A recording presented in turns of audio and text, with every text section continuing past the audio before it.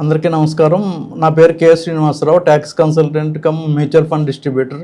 Topic ఏంటంటే stock selection ఎట్లా చేయాలి అన్నది. సాధారణంగా స్టాక్ మార్కెట్లో కొత్తగా వచ్చిన వాళ్ళు ఏం చేస్తారంటే చిన్న తక్కువ రేట్లో ఉన్న స్టాక్స్ అంటే ₹5, ₹10, ₹15 ఇట్లాగా స్టాక్ పిక్ చేసుకుని తర్వాత అవి పెరక్క తర్వాత మార్కెట్లో అవి కొనక తర్వాత మరి అమ్మటానికి ఎవరు కొనుగోలు చేయక చాలా ఇబ్బందులు పడతారు, చేతులు కాల్చుకుంటారు అనమాట. అట్లా కాకుండా మనం మంచి స్టాక్స్ ఎట్లా సెలెక్ట్ చేయాలన్న దానికి ఫస్ట్ ఏం చేయాలంటే మనం స్ట్రాంగ్ సెక్టార్ సెలెక్ట్ చేసుకోవాలి. స్ట్రాంగ్ సెక్టార్ మనం ట్రేడింగ్ వ్యూ ప్లాట్ఫామ్కి వెళ్ళి ఎగ్జాంపుల్ ఐటీ స్టాక్స్ అనుకోండి సిఎన్ఎక్స్ ఐటీ, ఫార్మా స్టాక్స్ అనుకోండి సిఎన్ఎక్స్ ఫార్మా, అట్లా మనం ఓపెన్ చేసుకుని చూసుకుంటే ఏ సెక్టార్ స్ట్రాంగ్గా ఉన్నదో తెలుస్తుంది.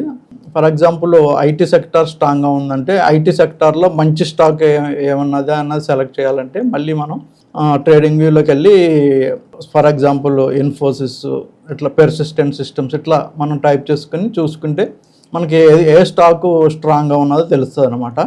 ఇప్పుడు స్టాక్ మనం సెలెక్ట్ చేసుకున్నాక ఆ stock compulsory 21 EMA exponential moving average కన్నా అబవ్ ఉండాలన్నమాట.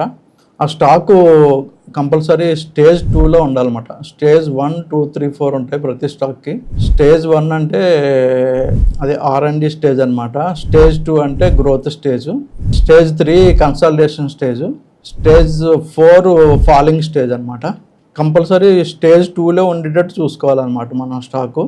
Volumes up days more than down days ఉండాలన్నమాట. అంటే మనం స్టాకు పెరుగుతున్నప్పుడు వాల్యూమ్స్ బాగా ఉండాలి, స్టాక్ డౌన్ అవుతున్నప్పుడు వాల్యూమ్స్ తక్కువ ఉండాలన్నమాట. అది చూసుకోవాలి. Subscribe to our channel, click the bell icon and select